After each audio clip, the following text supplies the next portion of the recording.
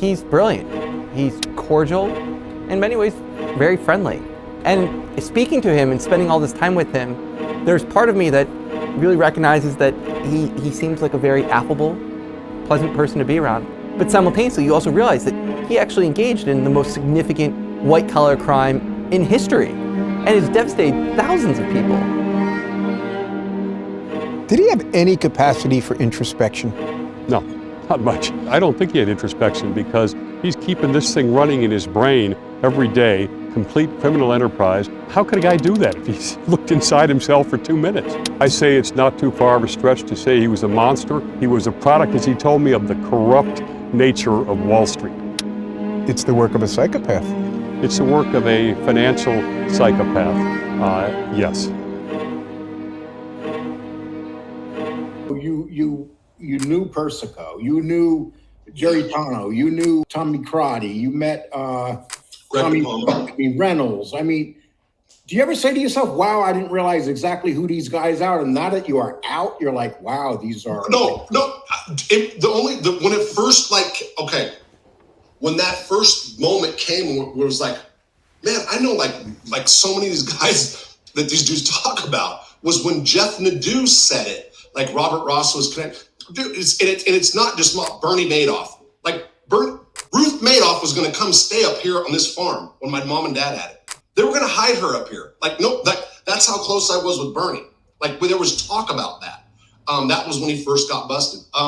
And didn't Persico say that he wanted to meet Madoff more than anybody, but pretty much when he met him, it was like an awe of him? No. Wait, no. Here's what happened. Carmine he wanted, so he sent Bernie a care package when Bernie walked into Butner, okay? So Carmine had Stevie Miolakis from New York / Maine, and a guy, what was his name, Drew. So Carmine fills up a bag, sends it to him, hey, this is from Persico.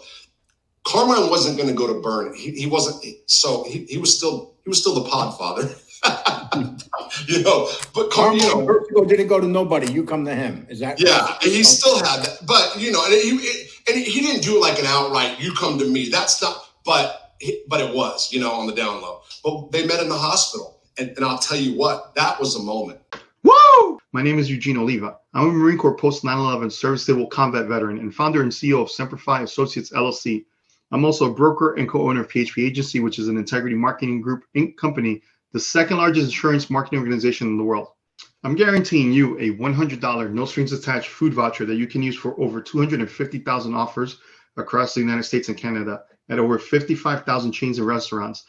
And you'll get one just for joining us for our complimentary, no obligation 1-hour Zoom. Our referral business partner program is simply a way where you can make additional income, which in turn helps promote our brand while we provide financial literacy to those who refer to us. Whether you're a stay-at-home parent, already working from home, oh yes, by the way, you can work 100% remotely. Business owners and nonprofits are also welcome to join us, as we will teach you ways to drive traffic and donors to you at zero cost to your business or organization as well. For those of you who are interested, you can directly message our socials or emails. That's it, folks. Thank you. There was a guy named Eddie, I forget his name, he was out of North Carolina. Real country guy. He was actually Joey Testacelli when Joey left. And he was sitting next to me, and it was in the hospital, and Bernie walks in, sees Carmine, and walks up and said, hey, Mr. Perscom, Bernie Madoff, whatever. And they shook.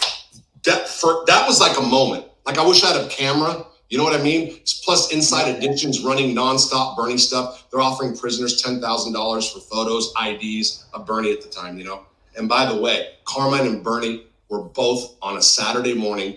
Carmine's the one that said it. He didn't do pictures either. He wasn't a picture guy. He said, Robert, look, because he knew I had Convict Inc., the website, and I was defending Bernie.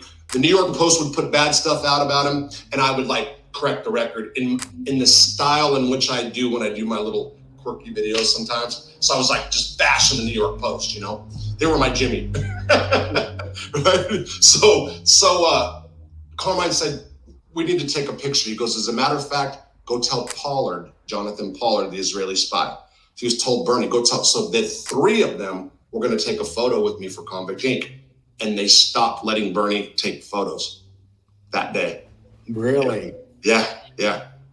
Getting back to Madoff, let me ask you a question. Sure. Now, here's this guy. He's a billionaire. He's living in an ivory tower. All of a sudden, he's in prison. How did that man handle prison? What awesome. I've never seen a new fish come into prison with a smile on their face, like they were walking in Disneyland. It was crazy. I was a law library clerk. I was behind, so there's like a little room and you can see out of the room. And I'm doing an article probably for Convict Inc. website at the time. And there was a guy that I've known for a long time, black dude named Abdi. It's Muhammad is what everybody calls him. Abdul Raziz Muhammad from Kentucky. And he's like George Brown.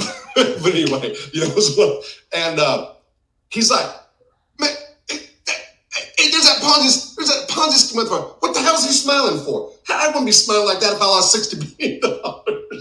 And I was like, wow. And it was true. And he handled prison well. And there's movies that he wrote letters to his daughter-in-law or some documentaries. Me and Stevie Malakis gave him the name Uncle Bernie. And the reason is because we always say, hey, where's your uncle? And that's usually referring to Carmine. Hey, tell your uncle, and we just clown like that. And we started saying like Uncle Bernie. And that like just went all around the prison, And what was your feelings, your personal feelings about Madoff? Oh, he was like talking, and I don't mean to say this in a bad way, because if you talk about an auto mechanic now, they have to have like computer skills. Like let's say a 70s garage mechanic, just like a normal Joe, right? So when I talked to Bernie, so at that time in my life, I was going through like a political thing where I was doing a lot of reading conservative magazines. And I used to read a lot. Plus I was friends with David Keene. His dad was the president of the NRA. He was there. And he's a right winger. So we used to talk about politics a lot.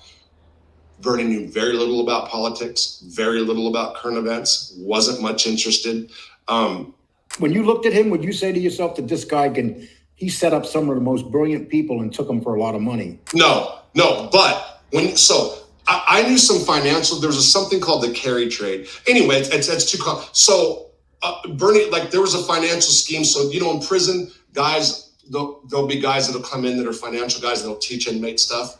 And it's kind of shady stuff. One of my cellies actually was doing this and making like $30,000 every 90 days or so. Like it was real. Bernie didn't even know about this type of scheme. It's part of the carry trade is what it was. Right. But when it came to the NASDAQ and when it came to all that, it's like he was in a league way outside of us, So that's when he shined. Yeah, really, really, really normal guy. Really normal guy.